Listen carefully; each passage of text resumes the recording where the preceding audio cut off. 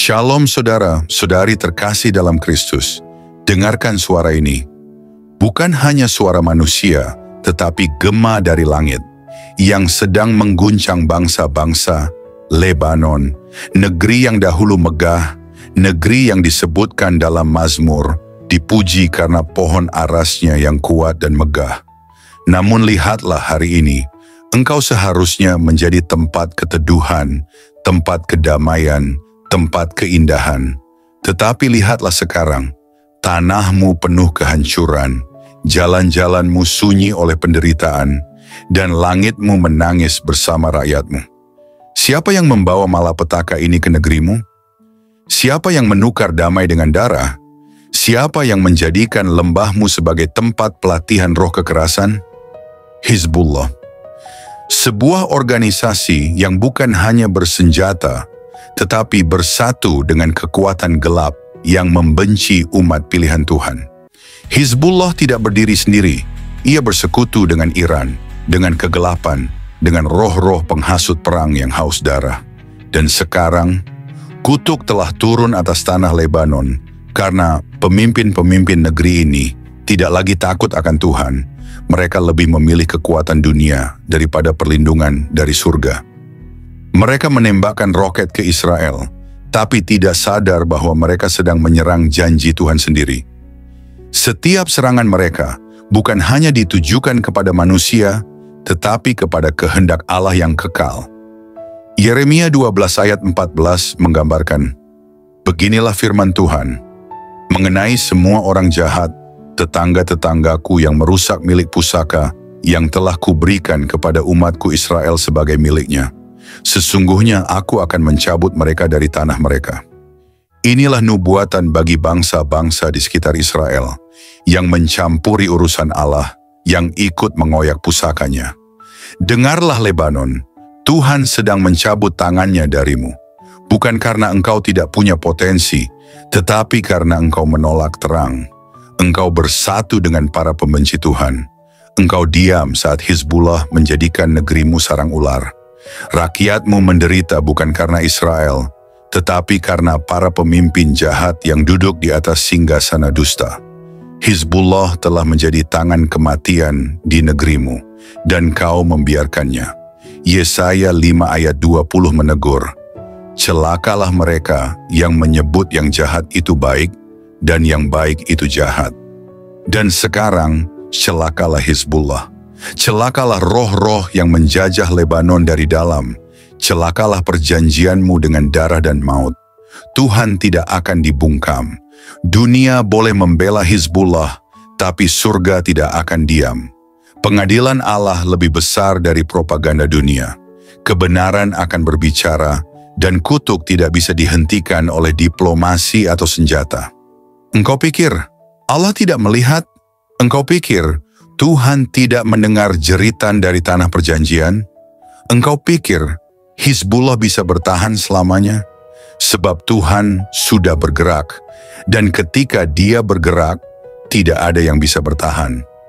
Jika engkau melepaskan persekutuan dengan kematian dan berseru kepada Tuhan Yesus Kristus, engkau bisa diselamatkan. Tuhan tidak ingin kematian, Dia ingin pertobatan. Tetapi jika tidak ada yang bertobat, maka kutuk akan tuntas, dan tanah Lebanon akan menjadi ladang sunyi tempat ratapan, tidak lagi bersuara, karena semua telah binasa.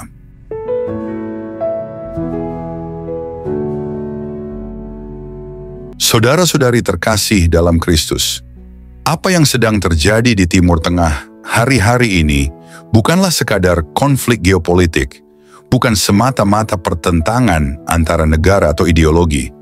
Ini adalah gema dari peperangan rohani yang jauh lebih dalam, jauh lebih purba. Pertempuran antara kerajaan terang dan kerajaan kegelapan yang sejak awal sudah dinubuatkan dalam firman Tuhan.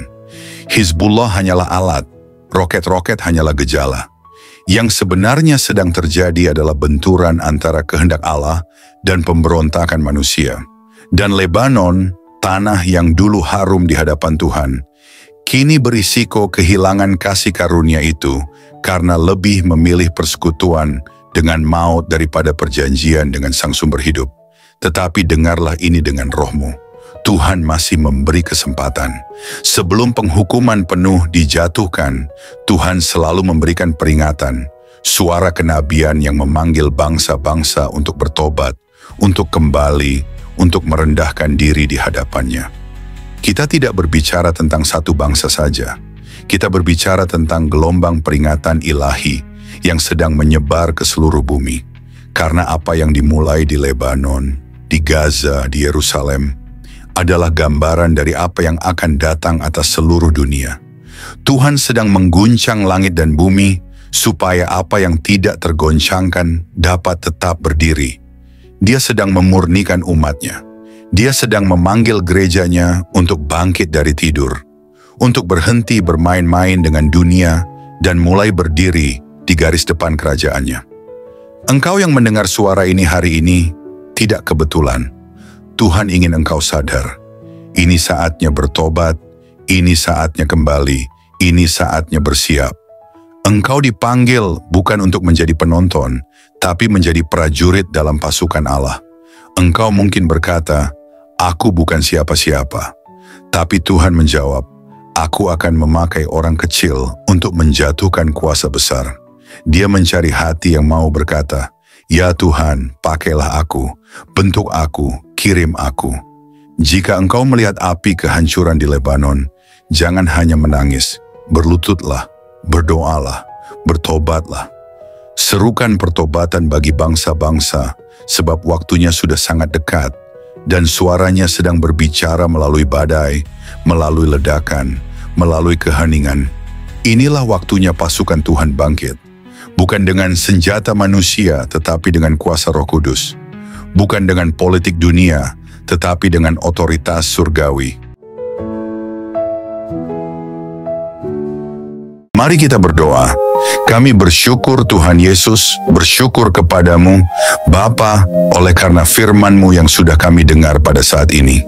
Dalam pergumulan kami, kesusahan, penderitaan, dan keadaan apapun yang kami alami, kami sungguh yakin dan percaya bahwa Engkau, Tuhan, sanggup menyelesaikan semuanya bagi kami.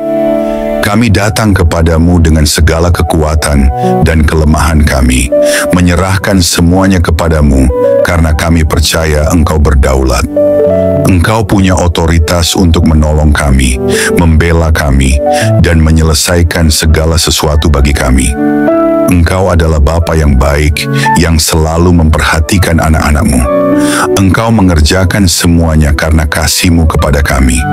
Terima kasih Tuhan untuk kasih, kebaikan, belas kasihan, rahmat-Mu, pimpinan, dan penyertaan-Mu dalam hidup kami. Pertolongan-Mu nyata dalam kehidupan kami. Kami bersyukur Tuhan, berkati kami sepanjang hari ini dalam segala aktivitas kami, studi, pekerjaan, usaha, pelayanan, dan segala hal yang kami lakukan. Pimpin kami dan jadikan kami berkat sehingga nama-Mu dipermuliakan. Kami berdoa bagi setiap saudara kami yang sedang dalam keadaan sakit. Kami percaya akan kuasa pemulihan dan pertolongan-Mu. Bagi setiap yang sedang bergumul dengan persoalan hidup, lawatlah ya Tuhan dan nyatakan kuasa-Mu. Dalam nama Tuhan Yesus Kristus, kami sudah berdoa dan mengucap syukur. Amin.